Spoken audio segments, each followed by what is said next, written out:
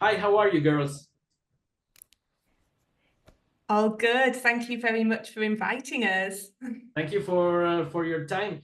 We would like to for you to introduce yourselves with the basic things. What's your role? What you studied? What are you involved right now? Maybe we can start with Alison. Yeah, sure. Hi, everybody. I'm coming to you live from the UK. I am based in Yorkshire, where I'm a professor of film studies at the University of Leeds. And my specialism is research on horror film and on women filmmakers. Okay, thank you. Can we continue with you, Mike, please? Hi, my name is Santiago. I am a Puerto Rican filmmaker, film scholar, film archivist. I work with Puerto Rican cinema mostly, but I also do a lot of horror studies and feminist and queer cinema studies as well. Okay, that's great. Thank you. And last but not least, Valeria. Hello, everyone. It's really nice to be back in Horrorama. I've had the pleasure of collaborating with you guys before. So my name is Valeria Villegas Lindvall, also introduced as Morena de Fuego before. I am a Mexican film scholar, and I'm based here in Sweden. At present, I am a research assistant in Alison's wonderful, wonderful project, Feminist Horror Cinema. So I'm very happy to be here with you guys today. Thank you so much. We have a lot of questions about this project, but maybe the first step we can take and the first question maybe could be for Alison.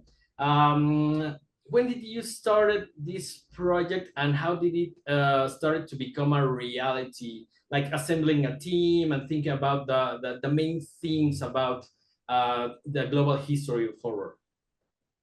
This project has been on the go for a number of years now.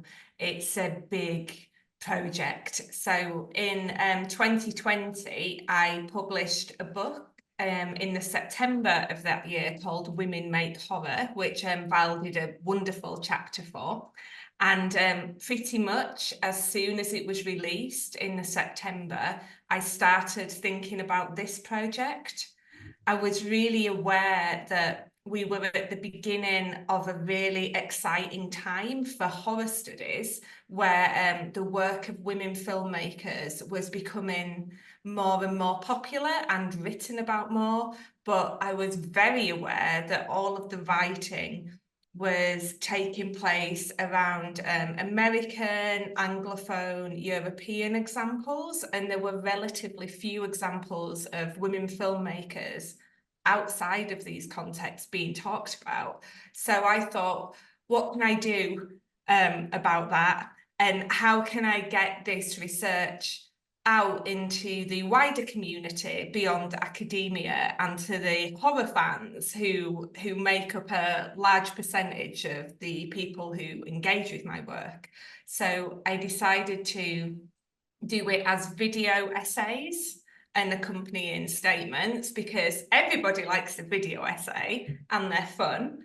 And then I realized at that point I didn't know how to make video essays, but I didn't let that stop me. I just thought I'll do it anyway.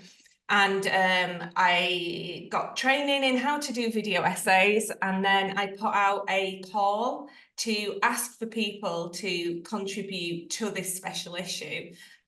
But if I remember rightly, I already knew Val and May, and I'm pretty sure that I contacted them both directly to say, please, will you do this project? I'm pretty sure that happened with those two for sure. And then we did a year of training, online training. Both Val and I are new to editing and filmmaking. May is an extremely accomplished filmmaker, so she didn't really need any help on that front. And we spent a year working with people and collaborating all over the world to learn how to make video essays and then how to publish the work as well. So, I mean, I could talk about it endlessly, but I don't want to bang on and take over too much. So those are the very broad strokes. So I started thinking about it in 2020, and then we ran the programme 2022 to 2023, and then the project was released in 2024. Okay. Currently, how many women are part of this project, and how many video essays are in the page? We have 30 separate video essays with accompanying written statements. Every single video essay is about a woman filmmaker in horror. Every single video essay is subtitled in Latin American Spanish and Brazilian Portuguese. The majority of the contributors are women. There are some men who were on the programme. I've never actually counted how many men were on the programme or not. I didn't really think about it, but it's a very high percentage of women critics writing about women filmmakers. And often we also have people working in pairs. So we have collaborators. So someone might have an expertise on Middle Eastern cinema, someone might have expertise on horror, and they've come together to work. So we've got quite a few pairs as well, which is really pleasing, because collaboration is the way forward. That's how we get this done. Okay, and being it a global initiative, like a global project, which was the main challenge of maybe getting to know people from other places? How did that work out to become global? Yeah, it wasn't easy. So when I put out the call for papers, I said that I really wanted to prioritize women filmmakers who were coming from Latin America, Africa, Middle East, South Asia, Southeast Asia. And even though I said that, I still got a very high proportion of proposals on American filmmakers, so many on Jennifer's Body, which I've said before, I love Jennifer's Body, but we don't need any more scholarship on Jennifer's Body, as wonderful as it is, and European filmmakers. So I got some great proposals on what I would consider like beyond European and American, but not many. So I just did a lot of research, a lot of web sleuthing, looking people up, trying to think, might they be interested in it? They've written this interesting thing. I wonder if I could convince them to come on a year-long training program to learn how to make video essays. And sometimes that worked and sometimes it didn't, but I did a lot of cold emailing people who had no idea who I was, saying, I love your work, I love what you're doing. Have you thought about doing this maybe in horror? Because maybe they didn't work in horror, maybe they worked on Thai cinema in general. But hey, would you think about Thai horror? Or maybe you clearly know lots about Indonesian horror, but would you like to make video essays? And so I just did an awful lot of going out there and finding people and trying to convince them that it would be worth their time. So there was a fair amount of work, I would say. Okay, like lots of emails. So many, hundreds, Like hundreds. The final project and its release, it was released this year, right? Yes. It took like 3 years of building it. Yeah, completely. So in the first year, so from 2020 onwards, I wrote it up as a grant proposal and then applied for funding for it in the UK, which I got. And I got the funding in 2021. And that meant I could then start the programme at the start of 2022, which is when I launched the programme. Then it was a year of training everybody and recruiting a team to train everyone. And that has taken pretty much the whole of 2022 going into 2023. So it's been a big one, I think we can say. Okay. There are a lot of video essays, and in general, the content, I learned a lot from what I have read. And for example, we were very familiar with Michelle Garza Cervera, which directed Huesera. But there are a lot of other films which We didn't have we have no idea, yeah. which is great. Yeah. Did you like get involved, or how was the selection of the movies made? It was a mix. So sometimes someone would just be like, hey, I'd like to do the video essay on this film. And they would list a film and a filmmaker I'd never heard of. So Rosangela Maldona's Brazilian work in the 1970s. I had no idea there was a woman feature film director making like sexploitation horror in the 1970s in Brazil. And I was like, yes, please, that sounds amazing. And then sometimes I'd done a lot of work myself. And if someone who seemed really interesting came and pitched something to me, but what they pitched I wasn't particularly interested in, I might say, I really like you. I really like what you can do, but have you thought about any of these films or this region or this period of filmmaking? You don't have to do this, but if I suggested some films or some time periods, is there anything that might take your fancy? So I did that quite a lot. So for example, with Tori Potenza, who did one on the production designer for The Last Matinee, the Uruguayan film from 2020.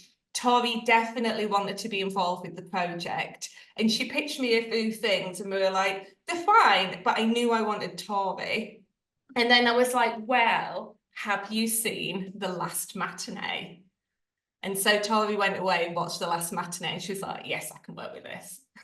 Okay, that's great. That's great because there's a lot of cinema, a lot of decades, and putting it all together and not like choosing the obvious or more contemporary films. I think it's a fantastic challenge. And also, like now I'm more interested and I know more about these films, but how do you have like access to watch them, which also can be a great challenge, right? That's a huge challenge. I don't know if either of you two want to pop in on the old issues of access and subtitling at all. I'm aware I don't want to dominate, but do either of you want to add anything before I? Yes, maybe Vala or May would like to answer.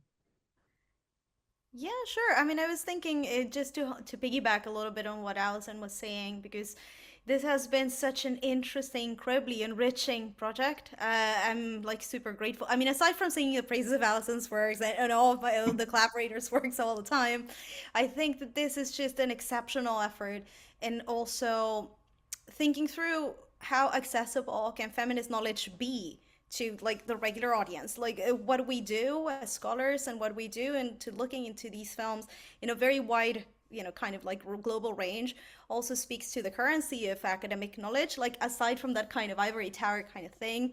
And I think that video essays are a great medium to do this. I know that some of the materials not necessarily available through like mainstream streaming websites, but some of it is just amazing if the audience is interested in. For instance, Bruna Folletto was a Brazilian scholar. She made an amazing video essay on As Was Maneiras, Good Manners, which is available in a lot of websites. I couldn't do it on Wizera because it was on embargo at the time, but Michelle's short films are available online on her Vimeo. I know that the video essay that Alison was talking about, it's by Beatriz Saldana, and she did this amazing work as well on Rosa Angela in the 70s. I think that also a lot of us are on social media, so I'm pretty sure that if the audience is interested in doing that, they would be. I know The Last Matinee was certainly distributed in Mexico. A Morir a la Matinee, I think it's called in Spanish. So I think that the situations of the question of access, like more generally, is something that I'd love to underline about this project, because first it is available in My Feminism and Visual Culture, which is an open access publication. and it's a non-hierarchical publication. So the idea of these projects also, and what I find so fascinating is that they speak to our feminist politics as well. To make it accessible, I think Alison's work in really putting the emphasis in we want this translated to Latin American Spanish and to Brazilian Portuguese also speaks to not only the availability of the material, but of the video essays themselves as, you know, as a way to further the work of scholars all over, but also feminist scholars. So I think that that kind of question of accessibility and how MAI has been kind of like also the forum to do this, and all of the collaborators are also available to be understood in different languages. I think it's points for accessibility. I'm really happy about that, and I'm really proud to have subtitled Alison's video essay actually. You don't see many Spanish subtitles or like in general movies or content, right? Okay. Yeah. And I wanted to ask you, do you have like, this is a very unfair question, but do you have like a favorite video essay besides the one you did? Do you mean from the special issue? Yeah. Yeah. Oh God. Well, it's like 30 children. So that would be, you know, that's asking me to pick my children. I mean, obviously I could say that I loved Val and May's best because they are here. That would be a nice thing to do. And May is giving me such an eye roll at the moment. You can be easy on us. We're big girls. It's fine. One that I was particularly blown away by is by a Beijing-based independent filmmaker called Quan Zhang. Quan, and the part of the reason I'm blown away is because I can't begin to comprehend how Quan did what she did with her video essay. So she's an incredibly smart, literate filmmaker, coder, programmer who is very conversant with AI. And she took the 1964 Japanese horror film Kwaidan, and then she took scenes featuring the male character, and then she took thousands of AI-generated images of young women and put them onto his face as he moved. So when you watch Quan's piece, whenever it should be a man, it's a woman there with a constantly evolving, changing face of like a young, beautiful Chinese woman. And it's really uncanny and strange to look at. And I can't begin to understand the complexity of how she put it together.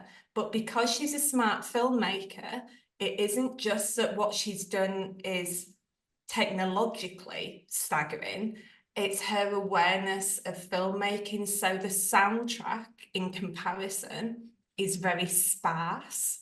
There is very, very minimal sound at any point, and it makes the whole experience even weirder and quieter. Like she has an instinctive grasp of how to balance the madness of the imagery with the silence of the sound. So that was a particular one where my jaw dropped, I think.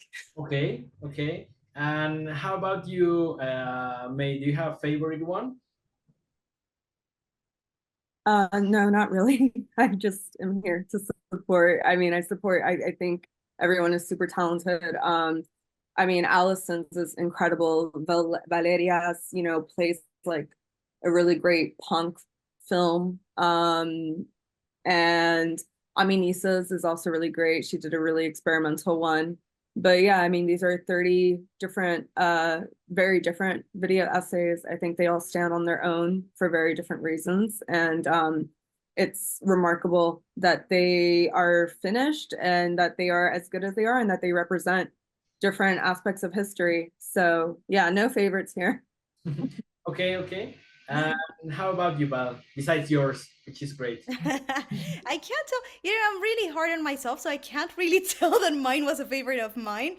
But I was so happy to share it with the world. That's kind of like the first intervention. But I mean, while I couldn't maybe call it a favorite, what I would I would recommend, of course, for everyone to watch every single one of them. You have already like a lot of stuff to watch during your lunch breaks if you want. Perhaps a whole weekend. There's a lot. I would second Alison in this one, that Kwan's just like floored me. I was blown away, and especially knowing that she came a little bit later into the project. I was like, this is insane. Like the stuff that she managed to do with sort of like remixing and giving a different layer to a classic. I thought that was very, very cool. At the same time, of course, I'd like to shout out everyone that is involved in the project. I was also thinking about Danielle Said's work on dumplings, which I enjoyed a lot. It has this really kind of like almost tactile kind of thing about it. And we have contributions from all over. I think that the audience is going to be really really amazed by the incredible wealth of like not only of horror scholarship, but of contributors, female contributors in global horror cinema history. But yeah, I think that those, I would say, keep an eye on those, because those two kind of top of my head right now, I was just very blown away. Okay. And now that it's out in the world and everybody who has access to internet can watch it, how has been the reception? How do you feel now that this work from 3 years is now finally out and people can watch it? I keep being asked that, and my overriding feeling at the moment is I'm a bit sleepy. I'm quite tired. And I'm just grateful that it's out, and people keep going, how have you celebrated this wonderful achievement? And I haven't yet really, because I've just been really busy, but I'm hoping to take a bit of time off soon and just let it sink in that this thing has happened and enjoy it. All the feedback I've had so far has been positive, and what's been great is that this special issue, these video essays and statements, have hit a lot of different communities. So people I know working in feminism and film have been in touch to say, oh my God, this is wonderful. People who work in horror or interested in horror film have been in touch going, oh my God, I didn't even know there was a woman directing Pashto trash horror cinema in Pakistan in the 1990s. Yeah. Oh my God.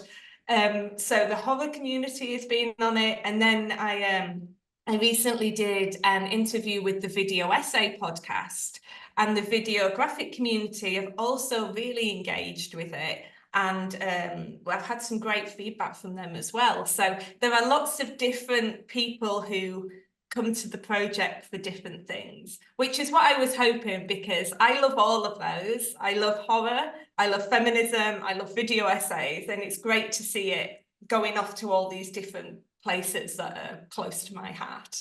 It's like the perfect child which has everything you like, right?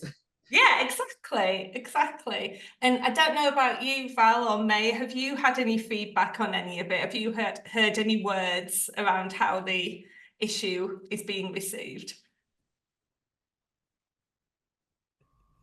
Oh, maybe I can speak a little bit more from the side of being a part of the board in my and I have been for a while now. I'm the reviews editor of the journal, and I understand that it has also opened a very interesting, like scholarly speaking, a very interesting possibility to delve into video essays, because I mean, in what we do, I think that the written format is usually what is predominant. But being able to sort of get engaged in that way, I think that is also opening up for different scholars that are consulting the publication for, that are a little bit more into thinking through feminism and scholarship, to see that this is possible without being too wordy. And the feedback that I've gotten, then it has been exciting. I mean, to hear that people are sharing the dossier. Also very happy to have been able to share this with Michelle, but maybe I'm cheating a bit because we had been kind of close since before. So it was very exciting to see that these also collaborations and interventions like we're doing, and we're so very thankful that we get to do it in your podcast as well. Yes, thank you. Is furthering, you know, like the reach of this, and I think that I totally coincide with Alison that I have only gotten like positive feedback. I'd like to think, I mean, of course, criticism is always welcome. That's kind of the bread and butter of what we do.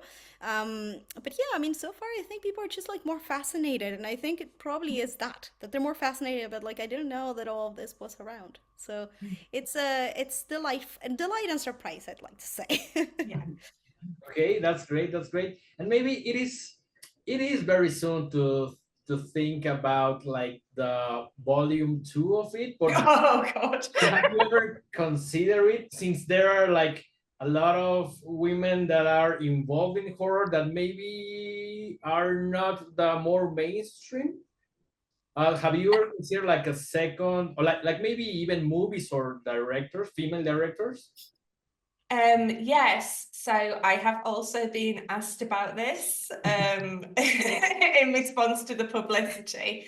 It's so good people want the second part. I know it is. It's a compliment. It's a compliment, isn't it? I don't know yet, but I have learned so much in how to run an online training program, how to put together a special issue, how something this big might work, that I think I'd ideally love to mentor some new generation people to do the next edition, and I'd be happy to share my knowledge and resources and expertise and be like the kindly grandmother figure who can kind of share their wisdom while the new generation comes through to make the next iteration. That might be quite nice. Okay, that would be like perfect for the second chapter, like new directors, maybe younger, new narratives. That's great. And this project involves a lot of short films and films. You have researched a lot of stuff concerning feminism, diversity. What are some things that you would like to watch in contemporary movies that you feel it's lacking? Maybe the most obvious response is more female directors, but that's just like very obvious. What do you feel that contemporary films are lacking nowadays? Oh, I've got some ideas, but I don't know. Like you might want to lead on this one. She said, what would you like to see in the films? I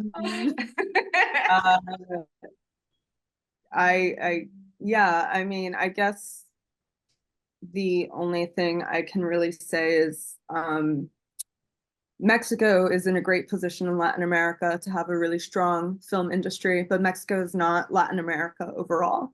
And I really wish that other Latin American countries, other countries in Africa, other countries in Asia, underdeveloped film industries had more opportunities to actually make films. And that is a huge issue throughout, and that is thematic throughout this issue and throughout the global South overall. So, you know, I think it's very much a women's issue, but it's very much overall an issue of access. And so I really hope that bringing awareness to the fact that there are many wonderful countries like Mexico, Argentina. I'm more familiar with Latin America, and those are the ones that come to mind that have very active film industries. There are countries like Panama, Paraguay, Puerto Rico, you know, Senegal, that don't have active film industries and that need to be programmed, need paid attention to in order for people to realize that they need investment in them. So yeah, I guess that would be my answer. Okay. Could I follow up on that as well?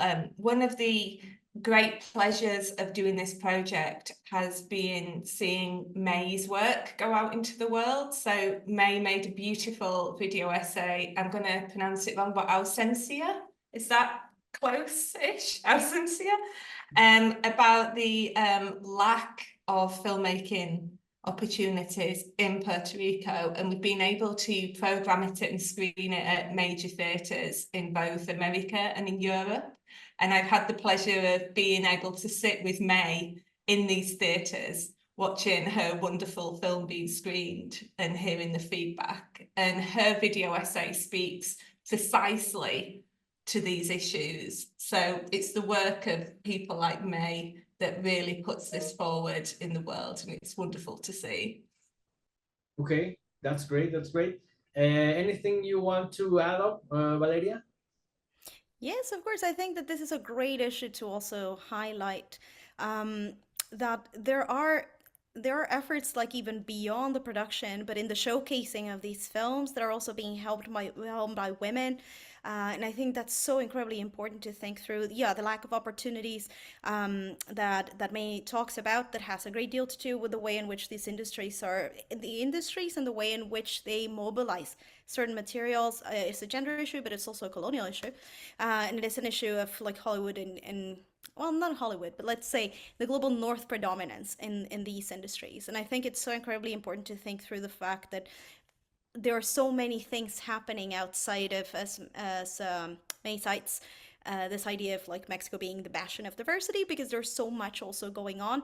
And I was thinking about this this particular forum in which Alison's video essay won an honorable mention, an Insólito, that is a specialized Peruvian horror, like specialized in horror festival, and it's programmed by a woman. It's the only one that Peru has. It's the only horror festival there. It has a perspective that has the intention of highlighting the works not only of women and women and queer folks, but also things that are done regionally. And I think we're missing out on so much in putting the highlight. Like, I think like the stuff that is made in Peru and Ayacucho is another thing. It's a whole trip, and it is like a provincial small cinema made with like local lore and folklore. And I would love to see that kind of showcased. I think that it is also a situation where not only the lack of like feminine female voices or dissident voices or queer voices is relevant, but also the small efforts in the small industries. So this kind of like convergence of this lack of representation, so important to highlight. So I'm so happy to see that also Lina Duran, who curates and does the programming for Insólito, has been kind of like indirectly a part of mobilizing the issue. So I think, yeah, I'd like to see more of that. And I mean, also like those films are made in such a punk way. I would love for them to be, like seeing the light. Okay, that's great. Unfortunately, that's all the time that we have, but we wanted to thank you a lot for the space, for making the project. It's fantastic. It's a great way to see other perspectives and to learn from other films. And before we wrap it up, we wanted to ask you, you can choose your favorite horror movie or the last movie that really connected or struck you in terms of horror. Oh God. I while you two think of it, I've actually got one that I loved, and it's because of Val. I saw, unless I'm getting this wrong, but I'm sure that you recently did an interview for a Blu-ray release of The Panther Women. Yeah, okay, and I'm off the top of my head, I think that's 1974, and I think, is it Mexico? Is that right? Yeah, it's 1968 Mexico. Damn, nearly there. Okay, so I saw Val had recorded an interview for the Blu-ray edition of The Panther Women, which has just been restored. And I love old films. And when I realised that this film was essentially witches taking on panther women and fighting and being part of the masked Mexican wrestling subgenre, I thought, yes, this is a film for me. Any kind of film where women transform into creatures and there's wrestling, what more could you want? So I got the pre-order for that. And as before it was officially released in the UK, the Blu-ray arrived, and I watched it with one of my daughters who's 10, and she was like, yeah, so I watched The Panther Women, which is from 1967, very recently, which has just been released and restored and available on Blu-ray for the first time in the UK. And I came to it through seeing Val's about recording for it. So there is hope for the usefulness of social media yet. That's great. Who would like to continue? Favorite film or film that that struck you in the last maybe 5 years?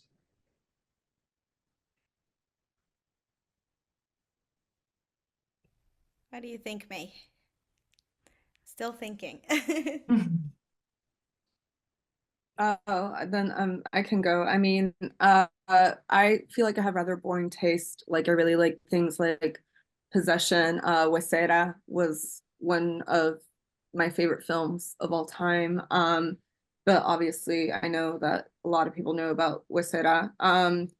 My best friend runs a video rental store here in Baltimore with over 32,000 DVDs. So I usually rent a lot of stuff with them. And I think the last thing that I really watched that I rented, a horror movie that I rented from them that I hadn't watched before, is a film from forgot the title. It's from 1954. It's I'm trying to find it in my letterbox right now, actually. It's about, but it's entirely silent, and it's a surreal experimental film that was made in the United States, and it follows this woman that is sort of having like this breakdown, kind of like this Carnival of Souls before Carnival of Souls was made. I'll see if I can try to find the name.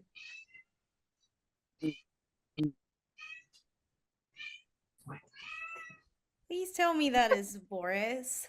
That is Muerte, which is like the sister of Boris, which is my cat. I'm sorry about that. It's great. Happens Yeah, don't worry. we love cats. We love cats. Oh, lovely. Oh my goodness. Yeah, You also have pets at home? I have many cats. The next cat I want will be another black girl cat because they are my favorite. Okay. Yeah, so that's probably my pick, Dementia. Okay. Awesome. I think I will take the last one then. It's hard because I could say, I mean, I think it might be a little bit predictable, but when I think about what my favorite is, I would always say Alucarda because it's so close to my heart. And also La Maldición de la Llorona, the Rafael Valedón film from 63. And it's also just like I have such a soft spot in my heart for Rita Macedo and how incredibly interesting it is, like of a convergence of so many stars during during that period. So a lot of stuff happens there, and also because it's the shameless plug because it also came out with my video commentary, and there was a lot of like research into it, and I fell in love so much with it. But if I could give a recommendation, because I'm greedy, I watched a couple of films recently at the Gothenburg Film Festival that I think are unmissable. One of them is T Blockers. Is this queer horror film by Alice Mayo McKay. Very much, it's kind of like comedy, horror comedy sort of thing. I liked it a lot. And Vermin, which is this French horror film, which is it's like arachnophobia on steroids. And I was just like, like arachnophobia traumatized me like bad. And I know that both Thing and Mike know that this was like a staple of Channel 5 when we were kids. And then I watched it and I was just floored. It's so good. So if you want to watch, like, to stretch that premise like so long, I think it's a craft. So Vermin is really good. Yeah. Okay, that's great. Well, that was the last question. That's all the time that we have. Mike and I, on behalf of Horrorama, would like to thank you a lot for your time. And if you are in Mexico, we would like to have this meeting again, but here in Mexico with more time. That would be fabulous. So if you ever are in Mexico, you are completely invited. We can show you some interesting places. Val, I promise I will talk more. We'll make you talk next time we're there. we thought Valeria was coming, but we know that she had some delays.